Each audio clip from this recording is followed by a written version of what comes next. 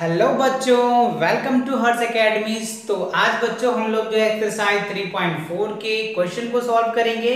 इससे पहले अगर आपने कॉन्सेप्ट के लेक्चर्स नहीं देखे हैं तो आप कॉन्सेप्ट के लेक्चर अच्छे से देखिए, बिकॉज जो ये चैप्टर है बच्चों ना कॉन्सेप्ट के बेस पे ही टिका हुआ है। अगर आपको कॉन्सेप्ट नहीं समझ में आया है तो आपको ये क्वेश्चन समझ में नहीं आएगा। इसलिए आप क्या करो कि जो भी हमारे वीडियोस प्लेलिस्ट में पड़े हुए हैं कॉन्सेप्ट का, उनको आप अच्छे से समझो, जिसमें हमने इन डेप्थ बताया है बच्चों कि जो टाइप ऑफ क्वाड्रिलेटरल हमने बताया था 6, ठीक है। जैसे हमने बताया था पैरेललोग्राम्स क्या आता है, काइट्स क्या होता है, ट्रैपीज क्या होता है, रेक्टेंगल्स क्या होता है, रोम्बस क्या होता है बच्चों, इवन रेक्टेंगल, स्क्वायर, इन सभी को हमने डिटेल्स कवर किए थे कॉन्सेप्ट लेक्चर्स में। तो आप वहां पे समझिए, ठीक है, और यहाँ पे आइए तो बहुत मजे आएगा और आसानी से आप देखते ही इसके आंसर्स दे पाएंगे, ठीक है ना। तो पहला क्वेश्चन है बच्चों, state the true and false, ठीक है। तो हमें कह रहा है कि कौन सा ट्रू है और कौन सा फॉल्स है, वो क्वेश्चंस कह रहे हैं, और ये सभी उनके प्रॉपर्टीज के बेस पे। तो मैंने डिटेल्स किया है, या डिस्क्रिप्शन में लिंक मिल जाएगा, या प्लेलिस्ट देख सकते हैं बच्चों, ठीक है। चलो तो स्टार्ट करते हैं, बिकॉज बच्चों हमेशा की तरह मैं बोलते आ रहा हूं, कॉन्सेप्ट इज द पावर।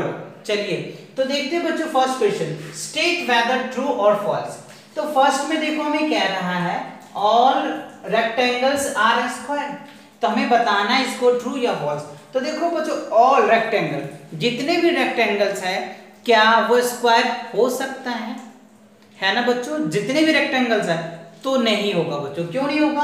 क्योंकि देखो इनका अपोजिट साइड तो इक्वल होता है, ईच एंगल 90 डिग्री होता है, ठीक है ना, ईच एंगल 90 डिग्री होता है। बट स्क्वायर की बात कर ले तो देखो ये साइड ऑल साइड इक्वल्स होता है ना, तो हर एक ऑल रेक्टेंगल बोलते तो नहीं हो सकता है। अगर ये कहता कि ऑल स्क्वायर रेक्टेंगल हो सकता है तो आंसर्स होगा, बट यहाँ पे उल्टा पूछ रहा है, तो ये क्या हो जाएगा बच्चों, फॉल्स हो जाएगा, ये फॉल्स हो जाएगा। क्लियर। चलो दूसरा देखते हैं। दूसरा में देखो कह रहे हैं ऑल रोम्बस आर पैरेललोग्राम, तो जितने भी रोम्बस है वो पैरेललोग्राम हो सकता है।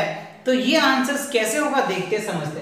तो देखो रोम्बस की प्रॉपर्टी इसीलिए मैं बताया था बच्चों कि आप इनके प्रॉपर्टीज को देखो, जिससे आपको समझ में आएगा और आप इनके कंक्लूजन निकाल पाएंगे, है ना, कि कौन सा करेक्ट है कौन सा इनकरेक्ट है। अभी आप क्या करेंगे, आप इसे लर्न कर लेंगे, लेकिन ये बहुत अच्छी बात नहीं है बच्चों।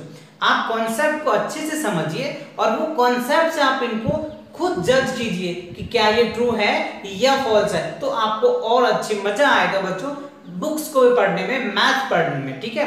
फिर आपको मैथ से दोस्ती हो जाएगा, फिर आपको लगेगा कि मुझे कोई सब्जेक्ट पढ़ना ही नहीं है, मुझे तो मैथ ही करना है। बिकॉज मैथ में जब इंटरेस्ट आ जाएगा ना तो आपको लगेगा कि मुझे तो कुछ नहीं पढ़ना, ऑलरेडी मैथ ही पढ़ना है, ठीक। तो देखो यहाँ पे ऑल रोम्बस, तो रोम्बस की प्रॉपर्टीज मैंने बताया था कि ऑल साइड इक्वल्स होते हैं। तो देखो यहाँ पे ये साइड ये साइड ये साइड ये side equals, all side equal length हो जाएगा, ठीक है ना।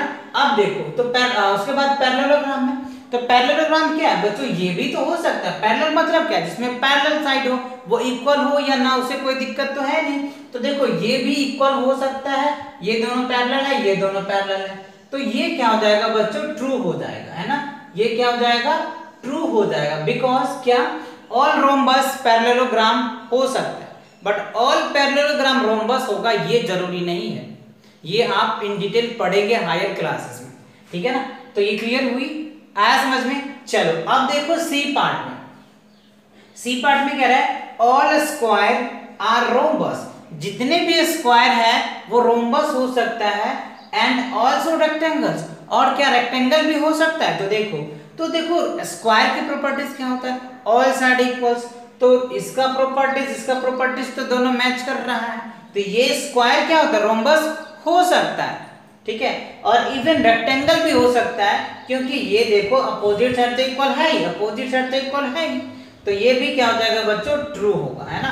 तो ये इसीलिए प्रॉपर्टीज को ध्यान से याद कीजिए, तो क्या होगा ये ट्रू। तो ये समझ में आ रहा है, क्योंकि ये साइड और अपोजिट इक्वल्स होते हैं, ये भी इक्वल्स होते हैं, तो पहले इसका भी तो अपोजिट इक्वल होगा, इसका भी इक्वल होगा, और रेक्टेंगल का भी जो अपोजिट साइड तो इक्वल होता है, तो प्रॉपर्टीज मैच कर रहा है, तो मे भी हो सकता है। तो ये क्या हो जाएगा आपका, ट्रू हो जाएगा। ओके अब डी में देखो, डी में कह रहा है all square are not parallelogram, जितने भी स्क्वायर होते हैं क्या वो पैरेललोग्राम हो सकते हैं? ऑब्वियसली बच्चों ये क्या होगा, फॉल्स हो जाएगा।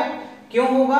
क्योंकि देखो 90 डिग्री इसके 90 डिग्री इसके 90 डिग्री इनके 90, इनके एंगल जो होते हैं वो 90 डिग्री नहीं होते हैं, और इसके अपोजिट साइड्स पैरेललोग्राम है तो पैरेलल साइड होती है, इसमें लेंथ की बातें होती नहीं है। ठीक, तो ये फॉल्स होगा। ठीक, अब देखो ई में कह रहे ऑल काइट्स आर रोम्बस, जितने भी काइट्स होते हैं वो क्या रोम्बस होते हैं? तो क्या होगा बच्चों, नो रोम्बस की प्रॉपर्टीज हमने पढ़ा, ऑल लेंथ आर इक्वल्स, मतलब ये लेंथ और ये लेंथ इक्वल होता है। बट काइट में क्या होता है बच्चों कि ये लेंथ और ये लेंथ इक्वल्स होते हैं, और ये लेंथ इक्वल होते हैं, मतलब सभी लेंथ इक्वल नहीं होता, तो ये क्या हो जाएगा आपका फॉल्स हो जाएगा। ठीक है ना। चलो अब देखो एफ में ऑल रोम्बस आर काइट, जितने भी रोम्बस है वो काइट हो सकता है क्या? ऑब्वियसली हो सकता है बच्चों। तो ये क्या हो जाएगा आपका ट्रू हो जाएगा, क्योंकि जितने भी रोम्बस होते हैं ना उनके साइड इक्वल्स होते हैं, तो हो सकता है काइट का भी एक ऐसा स्ट्रक्चर बनाया जाए जो रोम्बस के जैसा हो, है ना। कुछ इस तरीके से अगर बना ले, मान लो बच्चों कुछ इस तरीके से, तो ये हो जाएगा। ठीक है ना, तो ये क्या हो जाएगा आपका ट्रू हो जाएगा। ठीक, अब देखो जी में क्या है ऑल पैरेललोग्राम्स आर ट्रेपीज, जितने भी पैरेललोग्राम्स हैं क्या वो ट्रेपीज्म हो सकता है? ऑब्वियसली। तो पैरेललोग्राम मतलब क्या हो गया, पैरेलल साइड, और ट्रेपीज्म का डेफिनेशन मैंने बताया था, exactly one pair of parallel side होनी चाहिए। ठीक है, तो ये इसके पैरेलल है, ये भी इसके पैरेलल है, तो ये भी क्या हो जाएगा बच्चों ट्रू हो जाएगा। ठीक है, चलिए अब देखते हैं एच में। एच में कह रहा है ऑल स्क्वायर आर ट्रेपीज, जितने भी स्क्वायर है क्या वो ट्रेपीज्म हो सकता है? तो देखो स्क्वायर का अगर ट्रेपीज्म की बात कर ले तो हो सकता है आइसोसेलेस ट्रेपीज्म की बात है, तो ये भी क्या हो जाएगा बच्चों ट्रू हो जाएगा। राइट, तो आई होप ये क्वेश्चन क्लियर हुआ। तो आप अगर नहीं अच्छे से आ रही प्रॉपर्टीज याद नहीं है तो पहले प्रॉपर्टीज को देखो, मैं अगेन रिपीट कर रहा हूं कि आप प्रॉपर्टीज को देखो, फिर इन क्वेश्चनों को कंक्लूजन्स निकालोगे तो आपको मजा आएगा बच्चों। ठीक है, चलो इसको नोट कर लो अच्छे से, देखते हैं अगला क्वेश्चन को बच्चों। चलो इसको identify all the quadrilaterals that have, right. तो हमें आइडेंटिफाई करना है कि कौन सी क्वाड्रिलेटरल्स हैं। ठीक है, कंडीशन आपको दिया हुआ है कि four sides of equal length, मतलब वो क्वाड्रिलेटरल्स का नाम बताना है बच्चों जिनका फोर साइड इक्वल्स होता है। ठीक है, तो इसका आंसर क्या होगा? अगर हम बात कर रहे हैं पहला, तो देखो स्क्वायर जो होता है बच्चों, ठीक है ना, स्क्वायर, तो स्क्वायर में आपने पढ़ा होगा ऑल लेंथ क्या होता है, इक्वल होता है, तो पहला क्या हो जाएगा स्क्वायर आप कह सकते हैं। ठीक है, पहला क्या होगा स्क्वायर हो जाएगा। दूसरा सोचो बच्चों, दूसरा क्या हो सकता है? दूसरा रोम्बस हो सकता है ना।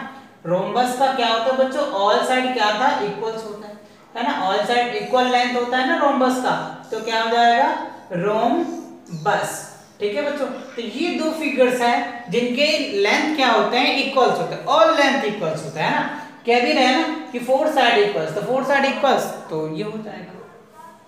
बी में देखो क्या रहा है कि फोर राइट एंगल्स, मतलब वो कौन सा क्वाड्रिलेटरल्स है जिनमें चार जो होते हैं ना बच्चों राइट एंगल्स होते हैं। तो देखो पहला की अगर हम बात कर लेते क्या होगा स्क्वायर हो जाएगा बच्चों, तो ध्यान से देख लो स्क्वायर, स्क्वायर के जो ईच एंगल होता है ये 90 डिग्री होगा, ये 90 डिग्री होगा, ये 90 डिग्री, तो पहला आप क्या बोल सकते हैं स्क्वायर बोल सकते हैं।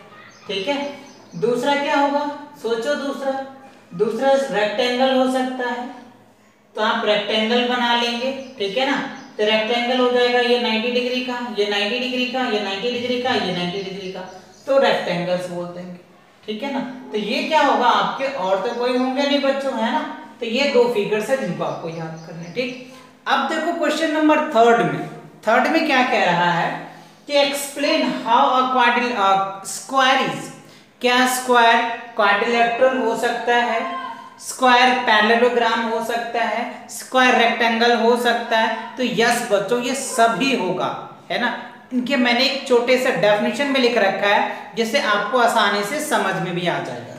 ठीक है, तो देखो अगर एक क्वाड्रिलेटरल यानी एक स्क्वायर क्वाड्रिलेटरल है उसका क्या रीजन है, ये रीजन देंगे आप कि स्क्वायर इज फोर साइड, एक स्क्वायर होता है इसमें फोर साइड होते हैं, so it is called quadrilateral. Quadrilateral क्या होता है जिसमें फोर साइड होता है उसी को तो क्वाड्रिलेटरल बोलते हैं, हमने फर्स्ट लेक्चर में ही ये बताया था, जिनके फोर साइड होंगे उनके क्वाड्रिलेटरल्स होंगे।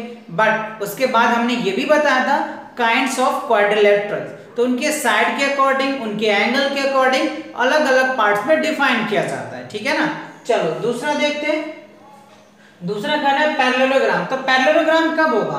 A square has its opposite sides parallel. अगर कोई स्क्वायर है, सपोज मान लो कि ये स्क्वायर हमने लिया था, तो ये दोनों क्या हो गया? पैरेलल साइड हो गया। जब पैरेलल साइड होगा तो हम उसको क्या बोल देंगे? पैरेललोग्राम बोल देंगे। तो ये पैरेललोग्राम आ गया, ठीक। अब देखो रोम्बस, तो रोम्बस में क्या होगा? वो स्क्वायर जिसका फोर साइड इक्वल्स होंगे, उसको हम रोम्बस बोल देंगे। वही हमने यहाँ पे लिखा, square is a parallelogram with all sides are equals, है ना। अभी हमने देखा rhombus example, all side equals था तो उसको हमने बोल दिया, ठीक है ना। फोर्थ है बच्चों रेक्टेंगल। तो रेक्टेंगल क्या होता है? A square has a parallelogram with each angle is 90 degree. Each angle क्या होता है? 90 डिग्री होता है, तो हम उसको क्या बोल देते हैं? रेक्टेंगल बोलते हैं, है ना। अभी हमने देखा भी था रेक्टेंगल्स, राइट। तो आई होप ये क्वेश्चन क्लियर हो गया, अच्छे से समझ में आ गया बच्चों, ठीक है। तो इन सभी क्वेश्चन को अच्छे से प्रैक्टिस कर लो। मिलेंगे नेक्स्ट लेक्चर में नेक्स्ट क्वेश्चन के साथ। तब तक के लिए take care and bye bye.